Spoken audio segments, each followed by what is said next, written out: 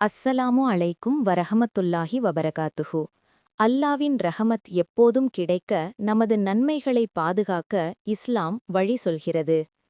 அல்லாஹ் குரானில் கூறுகிறான், நிச்சயமாக பொறுமையுடனும் தொழுகையுடனும் இறைவனிடம் உதவி தேடுங்கள்.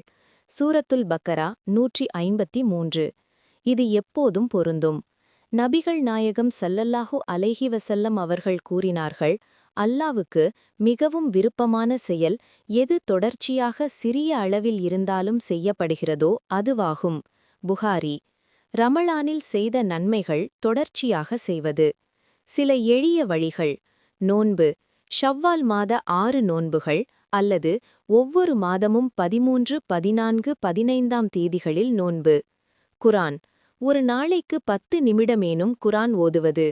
இரவு தொழுகை. 2 ரகாத் தஹஜ்ஜத் தொழுதாலும் அது மகத்தானது. தர்மம். சிறிய தொகையேனும் தொடர்ந்து தர்மம் செய்வது. ரமலான் ஒரு பயிற்சி முகாம். அந்த பயிற்சியை வாழ்நாள் முழுவதும் தொடர வேண்டும். ஷைத்தான் இப்போது விடுதலையாகிவிட்டான். அவன் நம்மை தடுக்க முயற்சிப்பான்.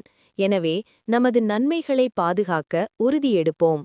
யா அல்லாஹ், எங்கள் நன்மைகளை ஏற்று அதைத் தொடர எங்களுக்கு அருள் புரிவாயாக. ஆமீன்.